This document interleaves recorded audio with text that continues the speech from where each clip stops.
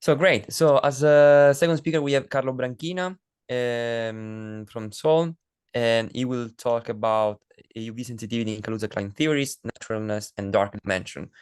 So please go ahead. Thank you, of course, and thank you to all the organizers for the invitation, for putting together such an event. I'm glad to be here to have the opportunity to talk about some recent work I've been doing with my collaborators that you see here about UV sensitivity in Kaluza Klein theory and the implications for naturalness and the dark dimension. Now, before starting, I would like to just wait just a second. Things are not working. Okay, they're working. Sorry. Okay, so to start, I would like just to establish the caterpillar of our analysis and establish a common ground. So I would like to introduce very briefly, review very briefly the concepts behind the effective field theory paradigm. And I chose to do so, to start to do so, taking some words from Wilson's Nobel lecture, where it goes like this. There are a number of problems in science which have as a common characteristic that complex microscopic behavior underlies macroscopic effects. In simple cases, the microscopic fluctuations average out when larger scales are considered, and the average quantities satisfy classical continuum equations. Unfortunately, there is a much more difficult class of problems where fluctuations persist out to macroscopic wavelengths, and fluctuations on all intermediate length scales are important too. In this last category are the problems of fully developed turbulent fluid flow, critical phenomena, and elementary particle physics. Now, the whole Wilson's lesson is about dealing with this persistent fluctuation of the second class of problem. Specifically, the Wilson's approach gives us a strategy to face the problem through a progressive evaluation of the fluctuations, one scale at a time. Given, for example, a certain microscopic theory that results from the averaging of microscopic fluctuations in Wilson's work, the ones that we do not control, we can describe the piling up of the quantum or the thermal fluctuations, depending where we are, as an evolution of the parameter, and this evolution corresponds to the way that the fluctuations dress this parameter. In this way, we can also understand which parameters are important or relevant for the description of low energy physics and which ones are not. This is basically, together with the observation that although quantum field theory is not a fundamental framework, but it is in some way unavoidable at low energies, this is the basis of the effective field theory paradigm that tells you that you should regard any quantum field theory as an effective field theory. That is, as a quantum field theory with a ultimate ultraviolet scale, which is not really a cutoff in the sense that sometimes can be disturbing, but rather it is the highest energy scale where we are able, where our methods are able to describe the piling up of the fluctuations, and above which there are these microscopic fluctuations that we do not control, that need another framework. Of course, we are very much used in this framework to renormalize theory that are defined around a fixed point, actually, in the vicinity of a critical surface of a fixed point for typical perturbation theory around the Gaussian fixed point. And well, this paradigm has been proven to be useful in different types of dimension, which I mean, V equals 3 dimension.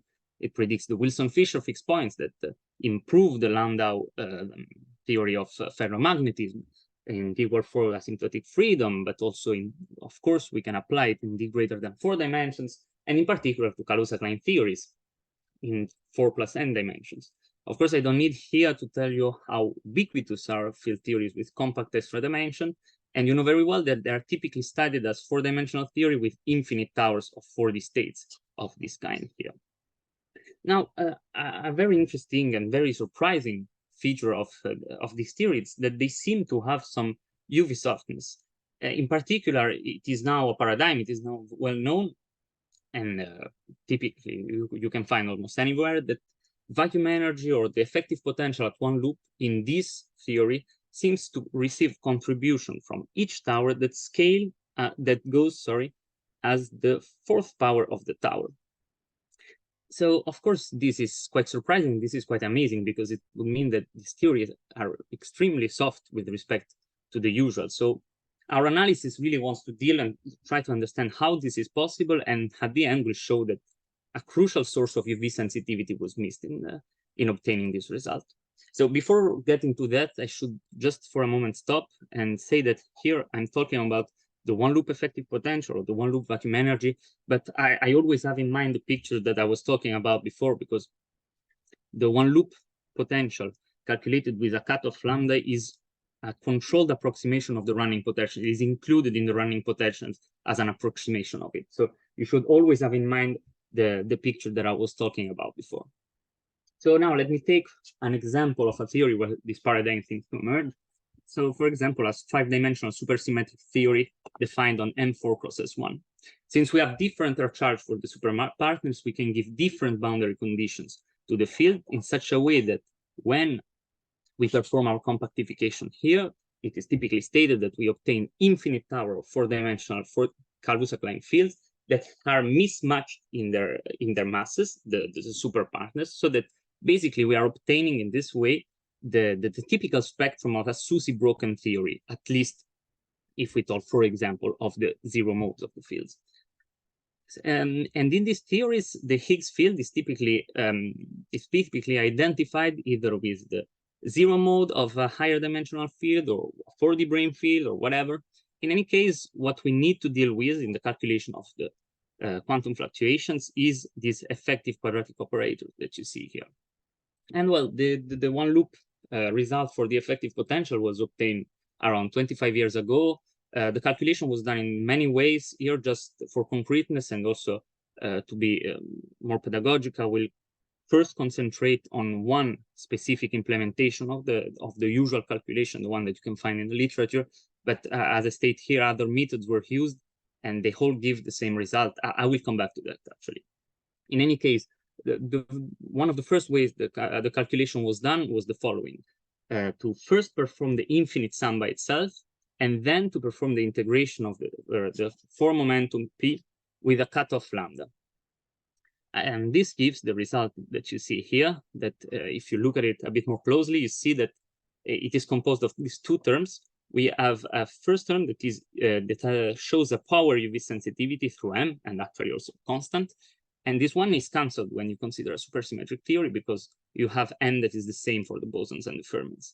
We have a second term that is completely UV insensitive, and actually it's the only term which is sensitive to Q, which is the only parameter which is different between bosons and fermions. So you immediately understand, and you immediately see that with supersymmetry, supplemented with supersymmetry, such a result would give you naturally a UV-insensitive Higgs potential, also having the spectrum of a SUSY broken theory for a 4-dimensional observer. So basically, this seems to be quite amazing. It seems to provide a viable solution to the naturalness hierarchy problem, because it gives you a UV-insensitive Higgs mass and a UV-insensitive Higgs potential. Although I should say that around the time where this calculation were done for the first time, some criticisms were moved to this result, because some authors had partial results that showed that apparently UV-sensitive terms seem to appear in the result if one cuts the sum. Then the debate was closed in favor of the UV-insensitive because calculations were also done in different setups, as I told you, with different kind of with different implementations of the cutoff, and they all seem to confirm the UV-insensitive result. So the debate was closed in this way. But here is, of course, where we come with our analysis, and here is where we should understand what was missed in the previous calculations. Of course, the 4-dimensional effective potential does not come from anywhere. It must be related to the 5-dimensional potential. There is no such thing as a 4-dimensional and a 5-dimensional theory that do not talk to each other. All the 4-dimensional quantity must come from the 5-dimensional ones. And here, allow me to understand what's going on. Allow me to take this simple example here, this scalar field theory, with two scalar fields, one of which has non-trivial boundary conditions.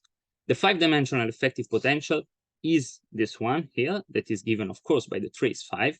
And the trace 5, as you see here, is a combination of an integral and a sum. Of course, why is it a combination of an integral and a sum rather than a sum? Well, it is so because of the assumption that is at the basis of our calculation, that there is a large hierarchy between the size of the 4D box where we are quantizing and the size of the compact dimension, so that it is a good approximation to take the 4-dimensional momentum as a continuum one, but the fifth component of the 5-dimensional momentum, as you see here, must be taken as discrete.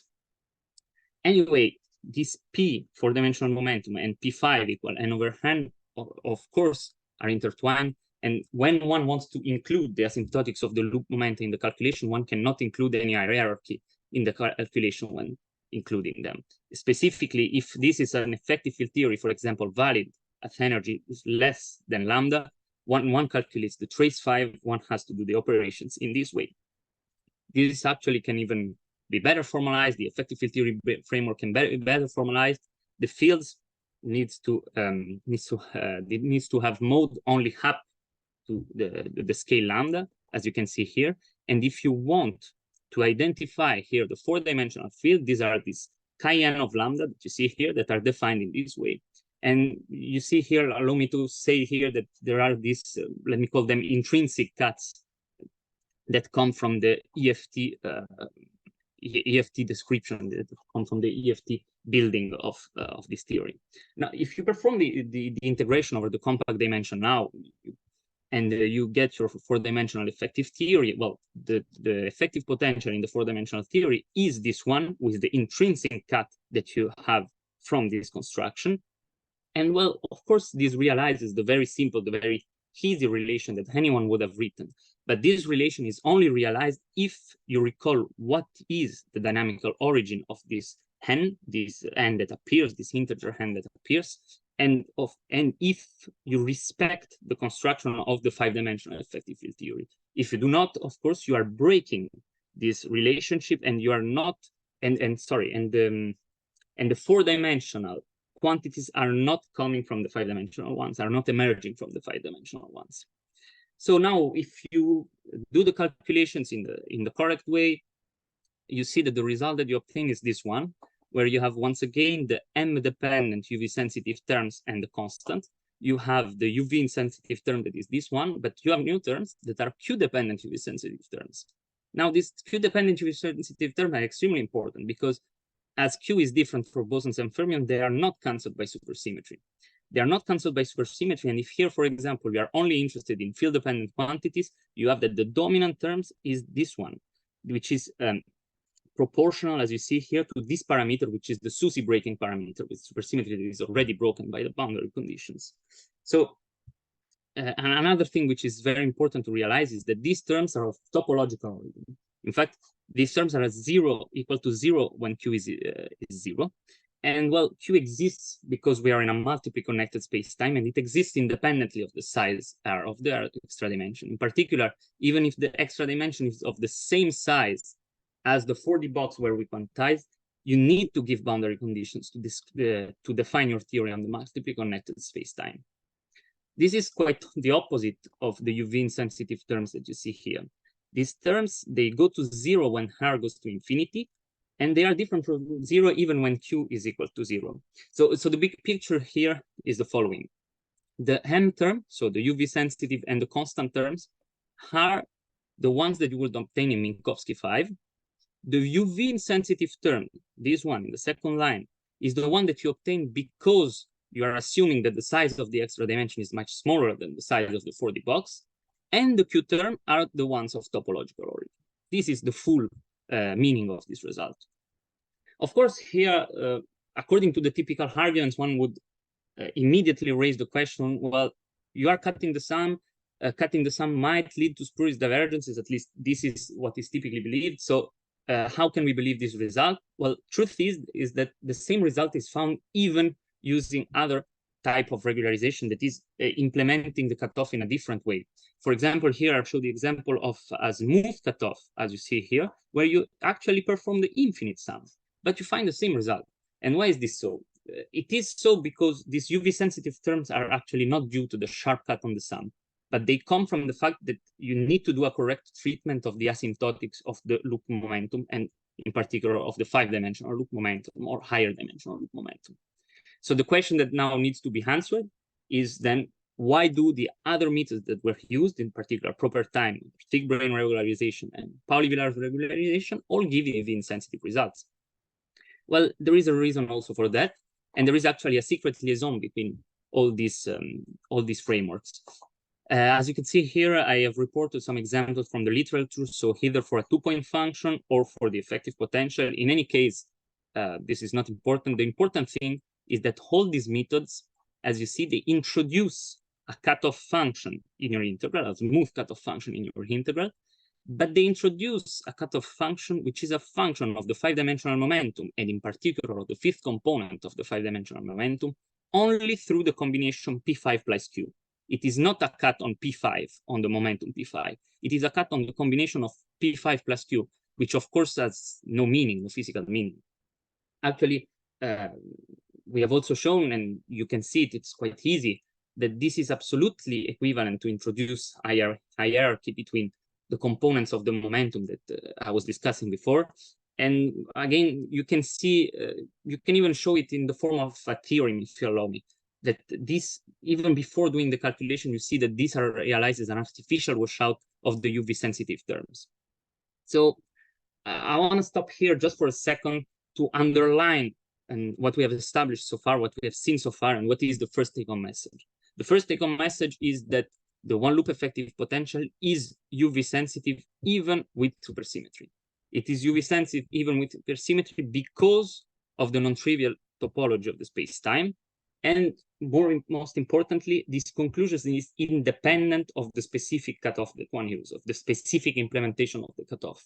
Of course, the precise coefficients in front of each of the power UV-sensitive terms can depend on the specific implementation. But the fact, the very fact that the one-loop effective potential is UV-sensitive, this is what is independent of the specific cutoff. So now that we have established that, we have finished with our Hantem, because I guess that what many of you have been waiting for is the application to the vacuum energy and to the dark dimension. So I guess we're ready to go to that. So, well, the dark dimension, you all know it very well. It has been proposed about a year ago, and in a few words, it simply says that from the measure value of the cosmological constant combined with Swampland arguments, it seems that we live in a universe with a compact dimension of the size the inverse neutrino scale. The ingredients that lead to the dark dimensions are the following, to the dark dimension proposal are the following. The ADS distance conjecture that tells you that when the cosmological constant goes to 0, there should be a tower of states whose mass scale goes to 0 with a certain power of the cosmological constant, alpha. The emergent string conjecture then tells you that this tower must either be a Kaluza Klein tower or a string tower. Then you combine this with the string calculation, the one-loop string calculation that tells you that the vacuum energy is proportional to the fourth power of the string scale, and you also have on the side that the one-loop effective field theory calculation gives you the Kaluza Klein scale to the fourth power for the vacuum energy. And finally, you had the Iguchi bound that asks you that alpha is less or equal than 1 alpha.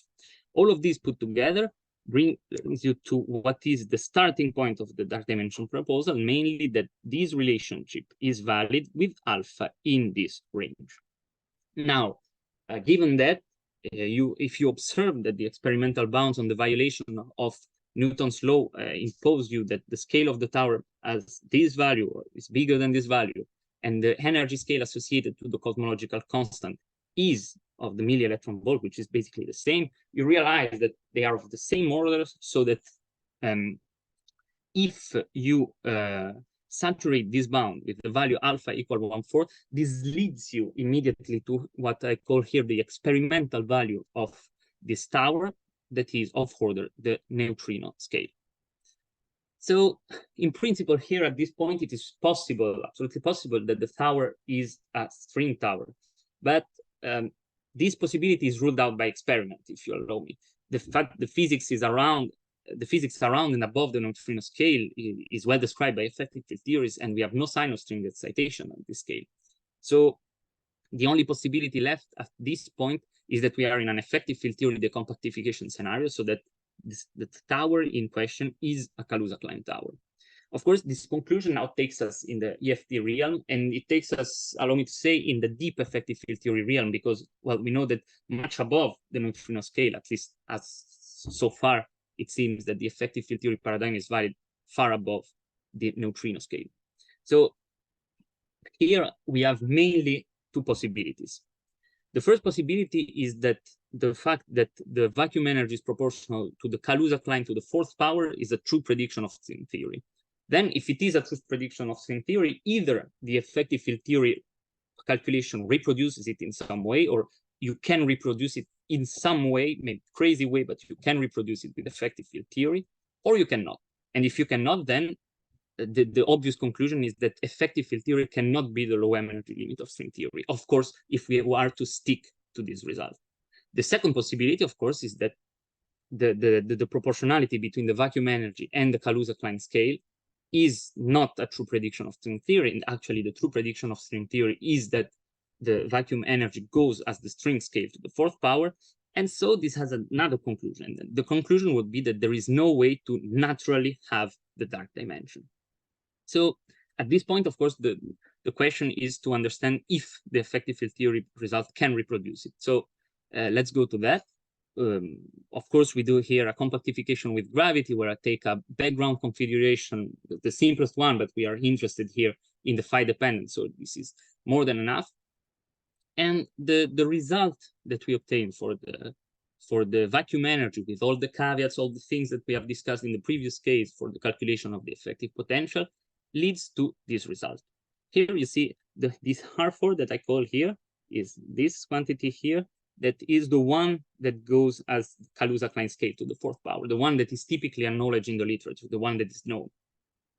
This is the typical result. And as a side note, a technical note, let me say that all the results that we obtain them using the Euler-Maclaurin formula. And this R4, I call it this way because this is the rest in the Euler-Maclaurin formula. So this quantity is only the rest in the EML formula. Now, all the rest, you see, all the other terms, you have terms that are UV sensitive and are independent of the parameters of the theory. You have n-dependent UV sensitive term, and once again, you have q-dependent UV sensitive terms. So you see that immediately that if both in the supersymmetric and non-supersymmetric case, you have UV sensitive terms that are dominant with respect to this R4. So in the supersymmetric case, the dominant term is of this form and is of course proportional to the supersymmetry breaking parameter here, while in the non-supersymmetric case, of course, the first term is the dominant one. Trivially, it's this way. And well, of course, here we have used a generic cutoff, lambda, that parameterizes the highest energy scale above which the 5-dimensional effective field theory is no longer valid. But of course, the same remains true if you use specific example of cutoffs, specific cutoffs, as for example, the higher dimensional Planck scale, or you use the string scale. Nothing changes in this. Let me say, I don't have the time to enter into the details now. I have backup slide on that, so you can, of course, ask me.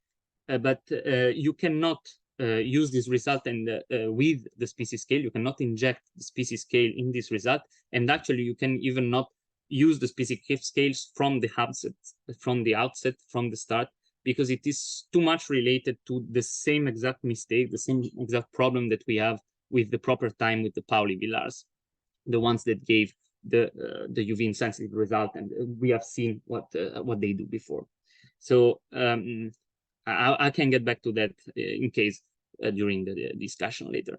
In any case, what you see here is that even in the light tower limit, so when phi goes to minus infinity, there is no way that the R4 term can overthrow this contribution. There is no light tower regime where you can reach ρ4 proportional to mkk to the 4, at least not naturally.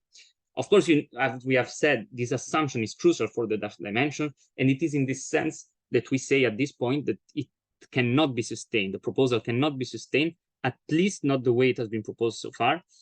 And the simple thing is that a 4+1 dimensional effective field theory is such that the quantum fluctuation rests the vacuum energy in such a way that only a fine-tuning that is even finer than the one you have in a 4-dimensional effective field theory can allow you to reach the measure value of the cosmological constant with mkk to the 4. And of course, then you would need to show that this fine-tuning, at this one loop fine-tuning, is still valid in an improvement. You will need to show that there really is the dynamical connection between the boundary value that you need to have to do this fine-tuning and the measure value, which is something not this trivial, not this easy. So here, before concluding, my last slide would be here about the global picture and also the relation of this result to string theory. Of course, we know very well that the string result is ultraviolet finding, which is of course, a very nice feature, which is very beautiful, and which makes sense, of course, because string theory is or we try to have string theory as a UV finite theory. But the point here is that if we look a bit more closely, the string result is UV finite, yes, but it is proportional to the string scale to the fourth power. So it is finite, but in the sense of the effective field theory, from the side of the effective field theory, that certainly cannot be valid above the string scale, which is where we introduce our non-locality in theory. So of course it's not valid above it. From the side of the effective field theory, a result string scale to the fourth is simply the result physical cutoff to the fourth scale. So there is nothing different here from what we have seen in this talk. So here are my conclusions with a brief summary of what we have seen here. Very briefly, I re-summarize it. We have seen that the usual calculations mistreat the asymptotics of the loop moment. We have seen that a correct treatment of the loop momentum asymptotics unveils the presence of UV-sensitive terms that are of topological origin and that were missed in the past. Something that I've not mentioned too much, but it is the interpretation of the 4+ n-dimensional theory with compact dimension as a 4-dimensional theory with infinite number of 4D fields that leads you to this mistake that, for example, in the first type of calculation, of usual calculation that I took, this is the one that will lead you to think that performing the infinite sum by itself is the correct thing to do, because if you take too literally that interpretation, it seems obvious that the correct thing to do is to sum up the infinitely many 4-dimensional Coleman-Weinberg contributions. So what you should take from this analysis is that that interpretation needs to be taken at least with a grain of salt when we are doing loop calculations. Finally, we have seen that you don't have a solution to the naturalness hierarchy problem in this framework, and that the dimensional proposal in its current formulation, at least in its current formulation, cannot be sustained. I'm done. Thank you. Thanks a lot, Carlo, for this interesting talk. So we have already 2 questions. One is from Dieter. Please, Dieter. Yes, hello, Carlo. Thank you very much for this nice talk. Actually, I think you know that recently we also put out a paper on the questions you have raised in your article, and we actually do not agree with some of your conclusions. So I like to address some of the points here. I think in general there are indeed also in field theory, in quantum field theory computations which do not depend on the cutoff, like the computation of the Casimir energy, and here in this case the Casimir energy also basically it gives you the relation that the vacuum energy is scaling like m to the 4, where m is here in this case indeed the kk mass. But leave this argument aside. I have 1 or 2 more specific questions. Maybe you can go back to the slide where you show your result of the vacuum energy in terms, yes, yeah, sorry, no. I think, yes, this slide, in fact. So maybe I'd like to pick the second case, which you call the non-SUSY case, where you have that rho 4 scales like mkk to the 2/3. And I'd like to investigate this a little bit better. In fact, you have mentioned the Higuchi bound, and the Higuchi bound is a bound on, say, higher spin particles in a de Sitter background. So they give a bound. They give a lower bound, say, on spin 2 particle masses related to the cosmological constant. So if you take this relation which you have here with rho scales like mkk to the 2/3, you would conclude that the Higuchi bound is violated, in fact, because the Higuchi bound would tell you that the power in this relation must be bigger than, I think, bigger than 2. Of course, you can cure it basically by choosing now. You are saying that the formula is cutoff dependent, and of course you can cure it by choosing an appropriately low cutoff. So actually, the Higuchi bound would imply an upper bound of the cutoff, which actually, if you compute it, must be rather low. So I find this very strange that the Higuchi bound depends whether the cutoff is either too high, then the Higuchi bound is violated, or you choose it rather low, and indeed you have to choose it actually as low as the KK scale, such that the Higuchi bound is again satisfied. So that's one, I would say, from my side, technical objections, because depending whether the cutoff is high or low, the Higuchi bound is violated. And I think in a unitary theory, in unitary effective field theory, you must not violate the Higuchi bound. I think that's I think that's clear. In general, whether an EFT calculation makes sense or not here for this case, I find it also a bit doubtful, because as you say, the standard model indeed should be treated with an EFT approach, but in this scenario, the standard model is living on a brain, and now you also have this large bulk space. So what concerns the bulk physics, I don't know whether the EFT calculation even makes sense a priori. I think for the bulk space, one has to do the string calculation. And I think if you do the string calculation, which involves also non-Wilsonian effects like UV-IR mixing, I think the result is not that the vacuum energy comes out as the force power of the string scale, but for me, it should come out at the force power also of the KK scale. So these are my comments, but I would be specifically interested, what do you think about my argument about the Higuchi bound in this particular case? Well, thank you very much for the questions. I have some answer for your questions. First of all, let me very briefly go to your question on the Casimir, to your comment on the Casimir energy. Well, let me say that the Casimir energy, I always read the thing that the Casimir energy is UV finite, but actually it is the Casimir force which is UV insensitive. The Casimir energy is UV insensitive only after the subtraction, and the calculation that you also referred to in your note, where use a technique, the mixed position momentum technique, that actually does a decoupling of the dynamics. It solves the one-dimensional dynamic by itself, as if it was, if the five-dimensional dynamic really was a 4+1 dimensional dynamics and not a five-dimensional one. But maybe this is not what you're interested most, so let me just cut the comment here. For what concerns the Higuchi bound, here I have also prepared a backup slide on it. As you say, yes, we need the Higuchi bound in a unitary effective field theory. We need this relation between the mass of a spin to massive field and the cosmological constant, that when we take the Kaluza Klein gravitons would come from that. Of course, sorry, would have you would require this for the Kaluza Klein gravitons. Of course, let me say here, I think we, at the end of the day, we can't even agree on this point, because here, as I write in red at the end, our point is precisely that the physical measured value, it cannot be obtained without a renormalization. You need to do a renormalization. You need to plead your ignorance of the UV to obtain it.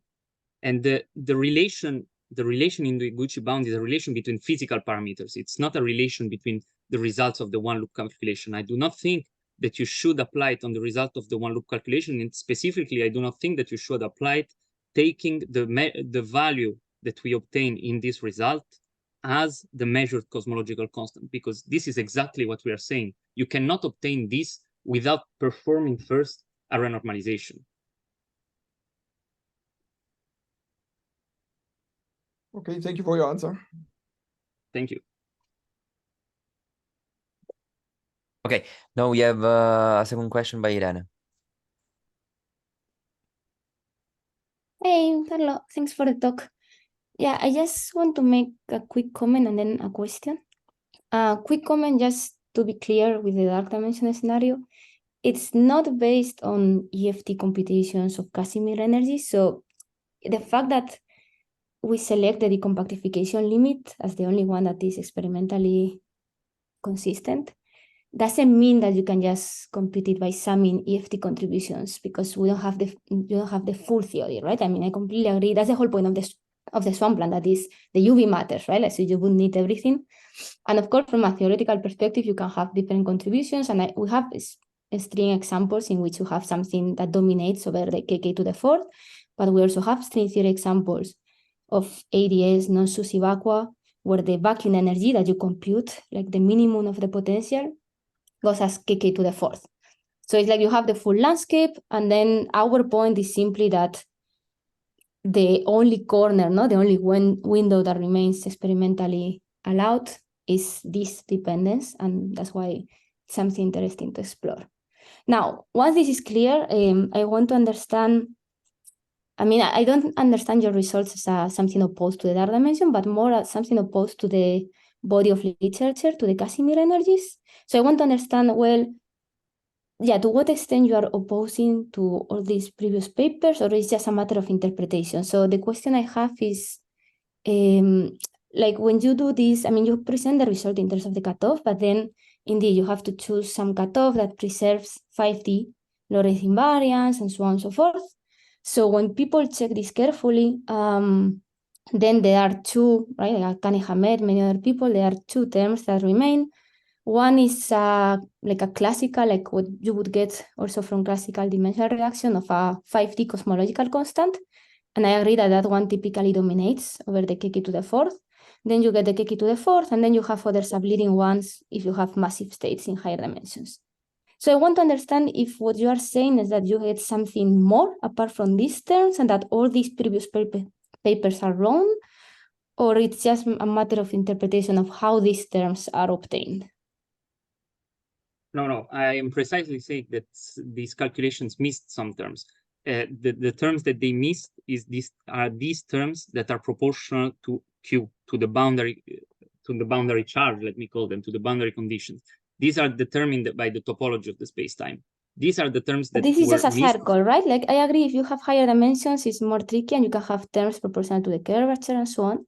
But if we only have the circle, the only counter terms in the end are related to the cosmological constant or the kk scale, no? So what is the other counter term you are adding to solve this divergence? You have this non-trivial boundary condition, because to define the theory, you must tell me how the field behaves under a rotation of 2 pi r. So I need to tell you what is the boundary condition, and actually the choice of the boundary condition is the one that will break at the end of the supersymmetry, and is the one that will leave you with this UV-sensitive term. These terms here, of course, this is the contribution of a single tower, but here you can imagine that there is Q boson, and then you have another term with a minus sign, and Q fermion, and Q boson and Q fermion are not the same. So this is the point. You remain with this. Of course, supersymmetry will cancel all the other terms, but it will not cancel this one. So this is one of the methods. This is, if you want, the calculational message of what is missing, but it also has other implication about, of course, the interpretation of how the supersymmetry breaking works. It's not the interpretation, it's just interpretation. It's a term that was missed in the calculation and understanding how supersymmetry breaking works. So this is to answer that. On the other topics, on the other comments that you made, I just would like to say that, well, actually, what we are saying is that if you say that you are in an effective field theory decompactification scenario, and you tell me that in this scenario, I should not do the calculations with effective field theory, should not trust the calculations of effective field theory, then you are defining something else as the paradigm for infrared physics. And if we are defining something else as the paradigm of at low energies, I can even agree with that. This could be extremely interesting, but we have to say it's not effective field theory, it's effective all field the theory information, right? I mean, sorry? It's not that you cannot, if you have all the information of the UV theory, of course you can just apply EFT techniques. But the whole point is that sometimes you don't have all the information from bottom up. And that's what I tell you, like, for example, there are the string theory examples in which the potential energy goes as mkk to the fourth, the vacuum energy for... I have never seen a one loop calculation in string theory where it goes like m string to the fourth. I have seen